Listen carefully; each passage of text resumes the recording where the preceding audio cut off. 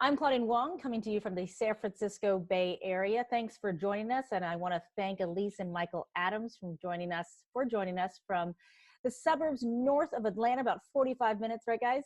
Yes. Yep. Yes. Okay. And we're talking about your personal story because we're talking about the coronavirus, and certainly we can talk about so many different ways it's impacting us directly. And then there are all these ways that it has this impact, not only today, but as we move forward. And it kind of has just halted all of our lives in some frustrating and heartbreaking and annoying and, mind-numbing ways, right? For you guys, tell me what you're doing now. I mean, you guys, like everyone else, right, trying to socially isolate and distance yourself and keep yourselves healthy, right? Yeah, we're both working from home, this is our third week. Yep. So we are just the two of us and our dog. We miss our friends. Yes, I know the feeling. It is nice to be around people, and at least you guys you're stuck together, right? Yeah. All the bonding time, right? Yeah. So tell me, you can adjust to a lot of things, but you guys are going through a very personal journey that has been put on hold as well, I think, right now. Tell me about that. We are in our 2.5 years of our trying to conceive journey. And so about 2.5 years, we are doing IVF, in vitro fertilization. And we actually just finished our third round, where we were actually finally able to get pregnant. But then after 6 weeks, we miscarried, which was about only 2 weeks ago. So I think for us, it's just like, it's so new right now. And we haven't ever felt this before because the first 2 times it just didn't work.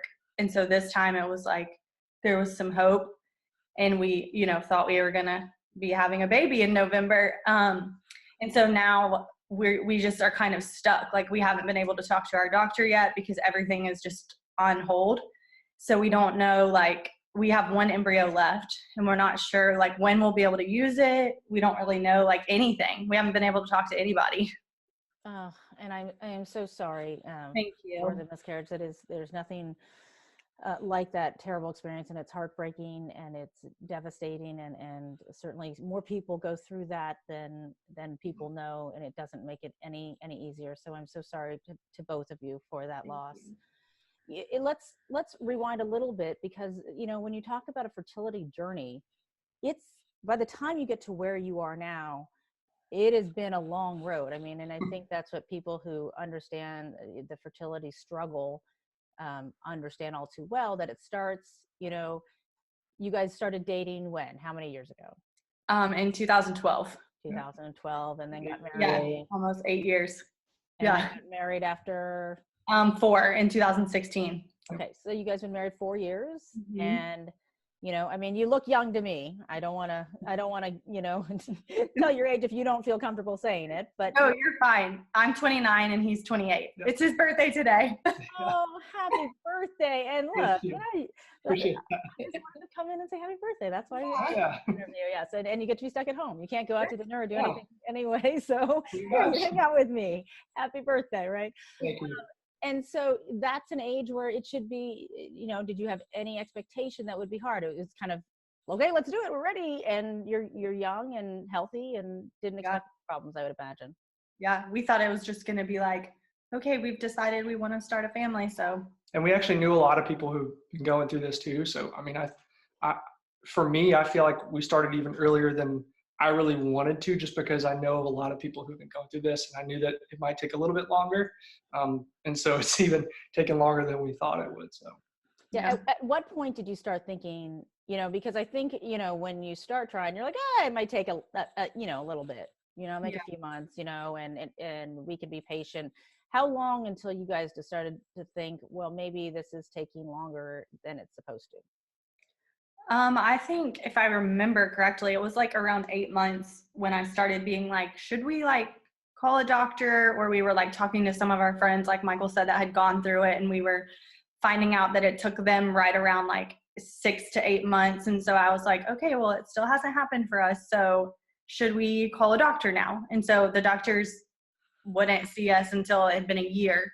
So when it had been a year, that's when we started going to a fertility doctor. From, people I know have gone through this too. It's people don't realize that 12 months of trying, by the time you go see a fertility doctor, you know, I don't like what I can't control, right? And now you've overthought it, right, for a year now. And what kind of space were you in? And finally, you want answers, you want a solution, you want to be able to fix it. And it usually, unfortunately, it is not such an easy, quick fix. Yeah. So where did you go from there? Well, we started with Clomid, a fertility drug that would, I guess, like tell my body when to ovulate. And we did timed intercourse for 3 months. Yep. We did that. And then that didn't work, obviously. So then at that point is when we actually moved on from like just a smaller fertility practice to actually reproductive biology associates in Atlanta, our doctor who's an endocrinologist. And that's where we did 2 IUIs, so intrauterine insemination, with the Clomid as well. And then those didn't work. So then after 2 of those, that's when we moved on to IVF. Last May was when we started the IVF process. And IVF, you know, while it definitely gives you an increased chance, you know, every cycle is not a guarantee, right? I mean, you guys ride that bumpy road as well. Yeah, I mean, when we did our first round, the doctor kind of told us, with how you guys are and like your age and your health, y'all are basically like 2 18-year-olds going in and like trying to have a baby. So we got our hopes pretty high, you know. We were thinking that it was going to work, and then it didn't, and then it didn't again, and then yeah. So how are you guys handling this now? I mean, when you heard about COVID-19 and you heard about the coronavirus kind of spreading and kind of shutting things down, did you think initially, because I think, you know, it has changed so quickly, how we felt, you know, one day, 2 days later, we are more scared and more worried than we ever imagined we would be 48 hours earlier. Did you anticipate that this was going to impact you in the way that it has? I don't think so. I mean, I didn't really think that we would have to stop everything we're doing, really. You know, it's kind of weird because it's been nonstop for the last 1.5 to 2 years. Like, it's been doctor's appointments, you know, at least every other week for 2 years. So it'll be really weird over the next couple of weeks to just not be doing anything. But I definitely did not expect it to be basically shutting everything down. And for us, like, we obviously, as I said before, we're going through our miscarriage when COVID-19 got really bad. So our next thing was, we just want to meet with the doctor and figure out what's going on. But just through like Facebook groups and Instagram friends, like, I know so many people that I've told Michael about, where I've seen their stories where they were like a week away from their transfer. They've already taken months worth of medicine, paid for it all, taken it, and then now their transfer was just canceled. So like, my heart just breaks for those people. Yeah. And, you know, I talked to Dr. Toledo just in big picture terms about the practice and how it's affected really fertility specialists across the country. And they have to decide who maybe is in later reproductive years. And if they wait 3 months, you know, that really could impact any chance they have versus younger people like you, who theoretically, I guess, could wait. I mean, are you feeling that because you guys are young, that even if you miss this next cycle, and I don't know how soon you are going to be able to try another cycle after what has happened, but do you feel like this is time you can't get back? I mean, it's just emotionally just like, you know, just wrecking. I get that part of it. But in the other part of it, to say, okay, we have more time to kind of to wait and to be patient.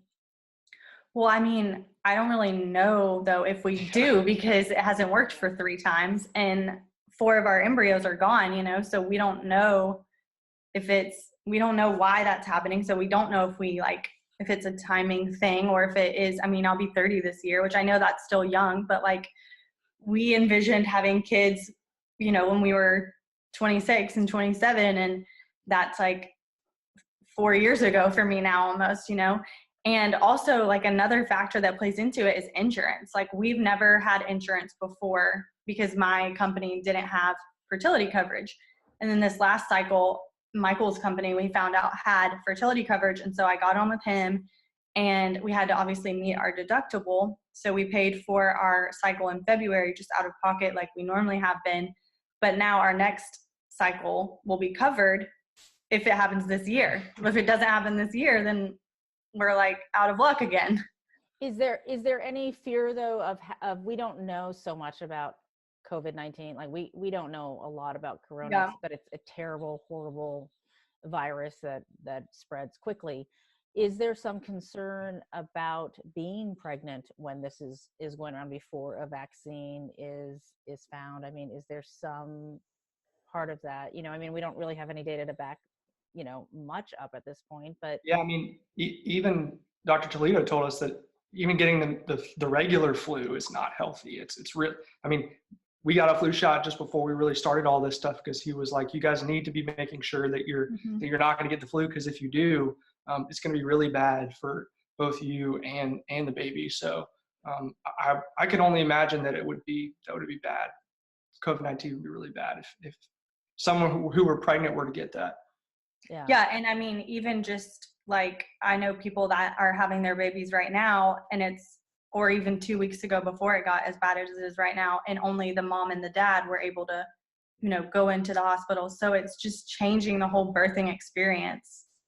yeah, I mean, does it feel like, you know, so much of all of this feels unfair to everyone who is losing so much because of this horrible virus, you know, and in your Facebook groups, and when you're seeing what else is, I mean, how have you seen this impact in terms of just really kind of the heartbreak and emotional toll it's taking on people, you know, not to mention, I mean, it is no small thing, you know, insurance, and it is no small thing, the investment that people have made, or, you know, when you talk about someone already taking a full round of fertility drugs, those are not easy, you know, I mean, people have the bruises and, you know, and the trials and tribulations to show for that, you know, for what people don't understand who haven't been through this journey, how much really has been invested at this point.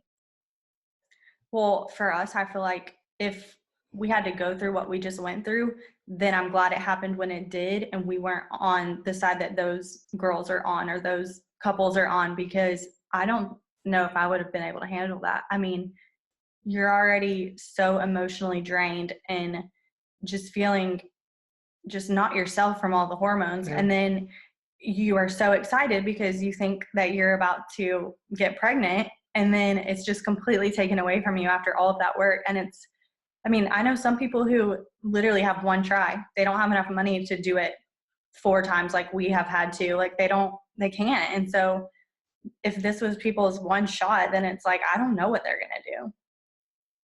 Yeah. What do you tell, how do you support each other? How do you get through this? And A lot of prayer. I'll tell you that. A lot of prayer. Yeah. Our families. Yeah, our families have been huge in supporting us as well. But both sides of our family have been amazing.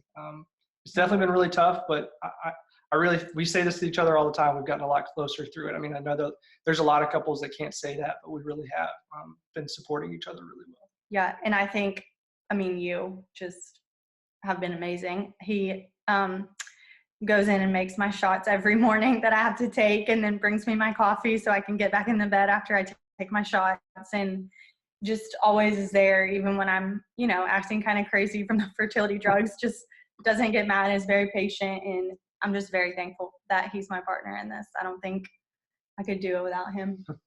That's amazing. Well, that is the silver lining, right? And especially because you guys are now together 24/7. I think a lot of couples, I know. Yeah. a lot of couples would like some quality time, but maybe not this much quality time. You know, and so are you continuing your treatments, and can you do that at this point? And is there a time limit of, like, you know, having enough, you're talking about making shots and having enough stuff and to do that, and are you planning on telemedicine appointments with your doctor? Yeah, so we actually are stocked up on our medicine, which is really great because right before we miscarried, we had ordered more because when you get pregnant with IVF, you continue your medicine usually for about 12 weeks. So we had just stocked up, thinking that we were going to have to continue taking it. So, I mean, at least that's a good thing. Like we're stocked up on that medicine, we have it. And we do have a telemedicine call with Dr. Toledo scheduled within the next week and a half. So I guess hopefully that's still a thing. I mean, I don't know. Sometimes I worry that like the other patients whose cycles got canceled are going to get bumped up and, they're going to get dealt with first, but I don't know. It's just, we'll just see what happens, I guess. So I'm not taking any medicine right now. We're kind of just still recovering from what happened a few weeks ago and just trying to stay positive over here. Yes, and stay healthy. And Yes. well, Elise and Michael, I really appreciate you sharing your story. I know it's a very personal one, and I know you guys also just suffered this recent heartbreak, and I'm so sorry for your loss. And as your journey continues, I wish the best for you and closeness of you together. And it's great that it is bringing you together because that's a special thing. And our thoughts are with you guys. Thank you so very much. All right. Yep. Thank you, Michael and Elise Adams. We appreciate you joining us. And you can find more on this at coronavirusnow.com. Thanks so much for joining us.